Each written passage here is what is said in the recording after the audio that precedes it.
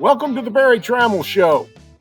Our sponsor is brought to you by 39 Technology, Weedman Lawn Care, Next Generation Roofing, Oklahoma Ford Dealers, and the Oklahoma 988 Helpline. And I happen to be in West Virginia. Usually when I talk to a coach, I say, I will be in your fair state in a few days. Today, I'm already there. I'm in West Virginia, and I am joined by Mountaineer coach Neal Brown. And Neal, first of all, let me say you've got a beautiful state. We've been up and down the last couple of days, and it's just fantastic. Well, Barry, I couldn't agree with you more. This is the best time of the year to be in the Mountain State too. It's the fall foliage. It's a little bit of football weather, and it really is. I'm frequenting. I live right on the lake here, right outside of Morgantown at Cheat Lake, and during a bye week, the leaves had started to change, and I had to get my boat out of the water and went out there and took a bunch of pictures, and it's about as pretty a sight as you'll see. Well, I can imagine. Of course, I've always enjoyed coming to Morgantown. This is the first time in 10 years the Big 12 sent the Sooners or the Cowboys to West Virginia in October. So definitely ready for Saturday. And I want to talk about the Mountaineers. And you sort of stole the show in Arlington last summer. The Big 12 media famously picked the Mountaineers 14th in the 14-team Big 12. And to be honest, you didn't like that one bit. You told us so. You told us we all had misjudged your team. And danged if you didn't get off to a 4-1 start, beating Texas Tech and TCU in the conference. Close loss at Penn State to open the year. Tough loss last week at Houston, but still in the thick of the Big 12 race. What did you see out of your team in July that you knew were going to surprise people? Well, I think when you start building a football team, you always start with both fronts. And for us, it started with our offensive line. We had one of the highest number of returning starts in all of college football.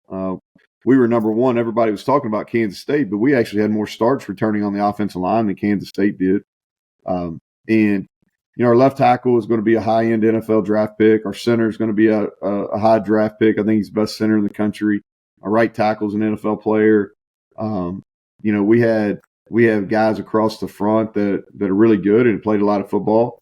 And I felt good about our ability to run the football. And I think if you can run, you got a chance. And then defensively, Sean Martin will be a high-end, he'll be a high draft pick as well. And I knew we had good depth on the defensive line. And everybody was talking about Dante Steels, who we lost. And that's fair. He was a super productive player here, and we do miss him.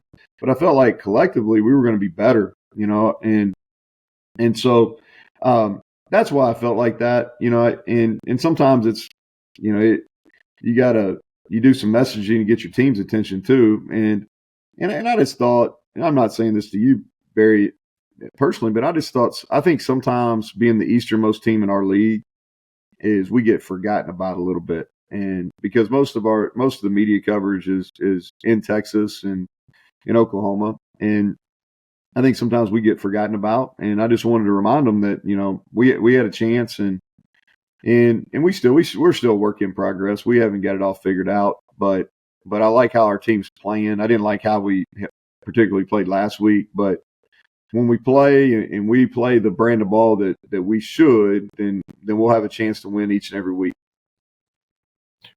Well, Neal, when you look at your Mountaineers, you're in year 5, I think, of your building plan. Mountaineers are in year 12 of Big 12 football. I was talking to some of the newcomers to the Big 12 and the adjustment period they had to go through. Mountaineers had to do that a decade ago. Do you think West Virginia football is on a level playing field with the legacy members of the Big 12, the ones you joined and had to catch up to? Have you guys already? Are you where you need to be to compete with the traditional members of the Big 12? Well, I think it's about finding our kind of footing in the league. Probably made some mistakes early on in tenure here, trying to figure out what's the right mix transfer wise, high school recruits, what's the right geographic footprint to recruit in. what do we need to look like in all three phases? And I think that, by making some mistakes, and I think, I've been pretty open about that, is now into year 5, what we've got is we feel like we've got a really good plan for putting a roster together, around, high school and transfers, what type of transfers we want to recruit, and really having an awareness on what type of football we need to be able to play to win. And I think offensively it starts with you got to be able to run the football, and we need to have a dual threat quarterback, somebody that can buy some time. And on defense, we've gone to more of a 3-man front, and think we can recruit those body types and then get length on the edge.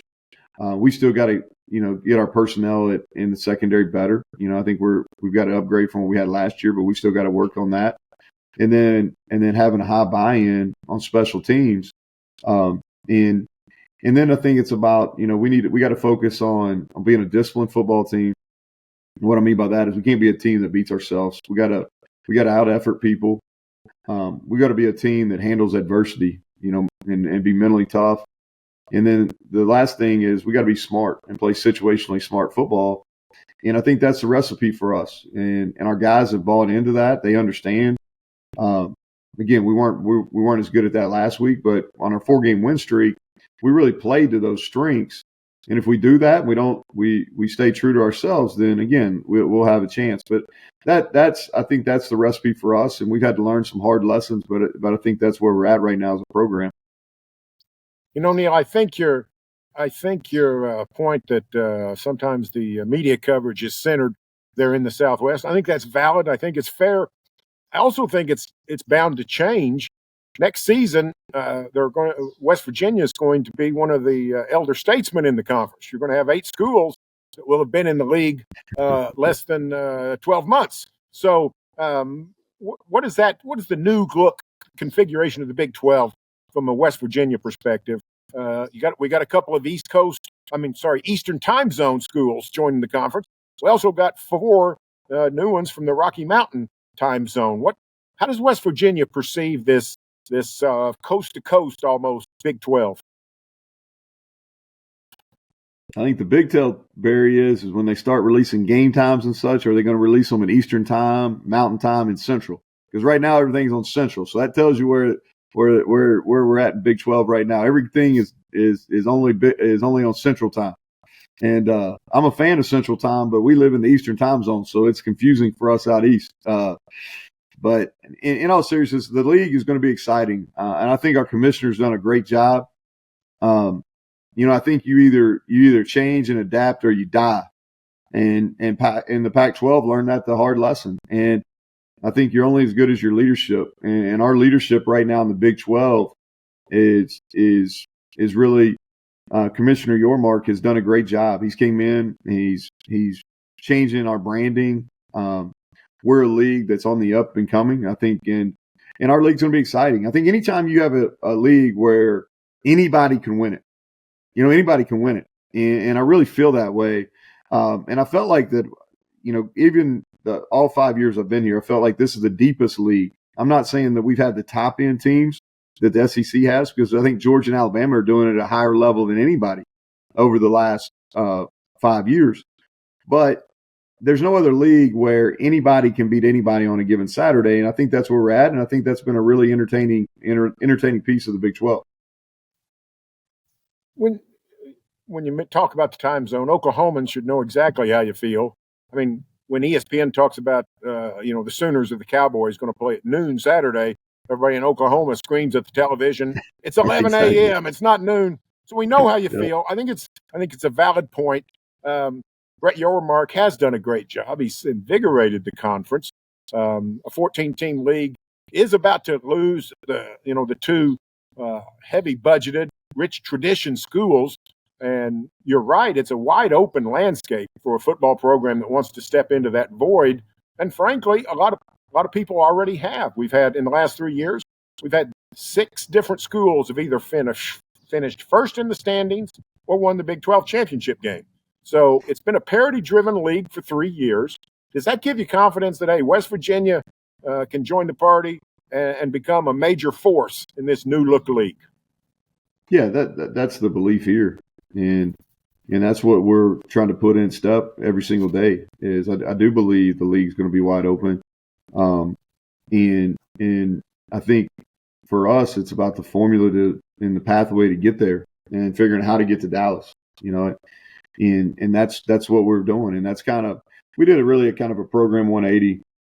Last year, we were probably a more talented team last year, and we just underachieved, and we lost some games, toward the middle of the season, and you go into this is like, okay, what can we do better? What do we have to do better to be able to consistently compete at a high level in this league? And some of the things I told you earlier are kind of where we landed, and we started making those changes at the end of last year, going to a dual threat quarterback, focusing more on the run game.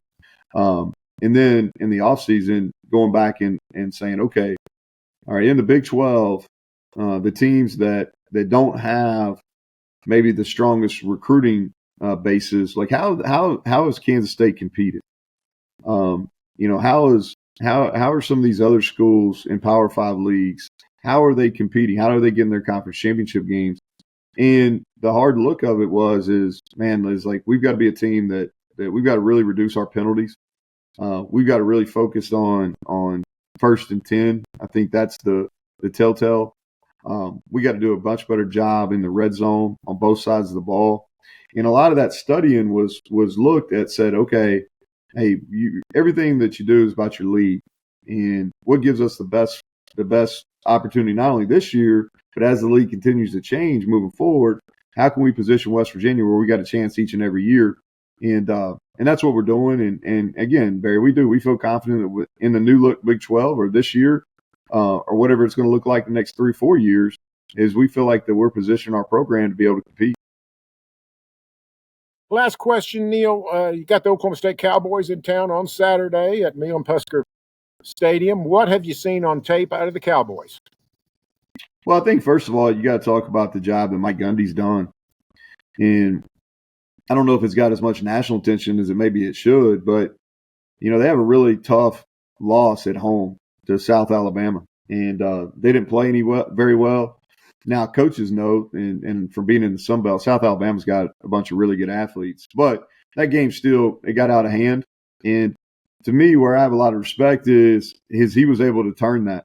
And they go up to Ames, and Ames is probably one of the hardest places to play in our league. And they lose a close game there. They have a bye week, come back, and they look like a different football team. They beat 2 ranked teams. They win the state championship of Kansas. They beat Kansas State and Kansas. And really what it looks like is they've simplified in all 3 phases. Is on defense, they're more they've limited their coverages, and they're playing their fronts and not doing a whole bunch of pressures and stuff other than getting Oliver more involved. On offense, they've come back and said, Ollie Gordon, we're gonna win games with him, and he's talented. And they're getting Presley the ball, and they're focusing in the run game. And then special teams, they've been solid the whole time, and that's something that Mike's always had really good specialists, and their coverage teams have always been really good. And so I think they're one of the hottest teams in the country. It's a group that's obviously had a lot of success versus West Virginia in the last 7 or 8 years, and they've won the last 2 times they've been here. And so this is going to be a good game. It's 4-2. Both of us are alive and well in the race to go to Dallas. So we're excited about it. We need to get back and we need to bounce back from what happened at the end of the game last week. And this is going to be a really good football game here on Saturday. Yeah, when you say you got to bounce back from the way that ended, terrible way to lose a game, clearly. But how do you deal with that? Clearly, you had the game won. You allow a Hail Mary, just a fluke play. Everybody knows it. Is that easy to bounce back from? I don't know if it's easy. I think it's a work in progress. I'll let you know when I talk to you post game on Saturday. Here's what I'll tell you. We didn't play very well. We did not play very well. The things that enabled us to win 4 games in a row and beat 2 of the better teams in our league during that 4-game stretch, we didn't do those things. We didn't play with the discipline, especially on defense, special teams. We didn't play with the same physicality on both sides of the line of scrimmage. We didn't play very smart. And that last play is kind of a representation of how that game went.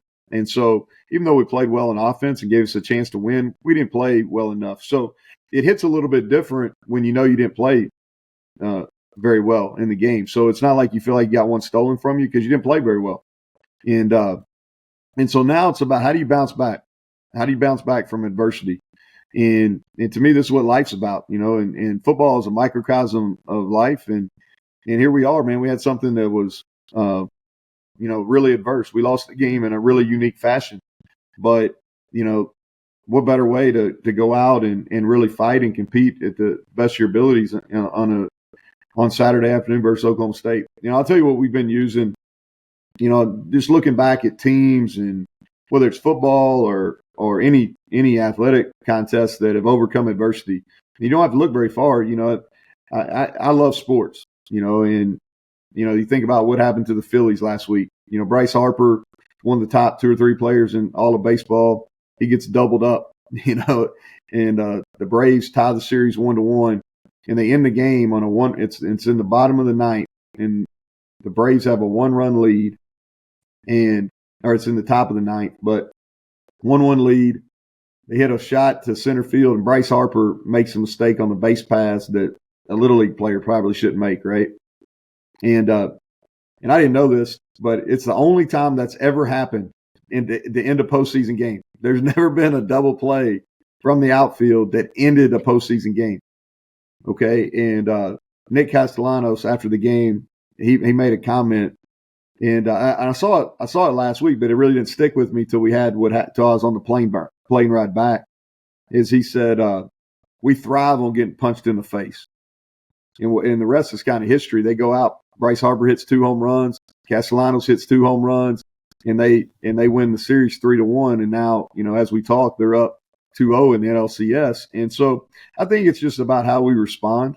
That we can't let one play define us or one game define us. And if we aren't, if we do, then shame on us. But we practiced well this week, and we're looking forward to the next opportunity to get in the arena and compete. Well, Neal, thanks a lot. This has been great fun, and thanks for your time. Thanks for the hospitality of your great state.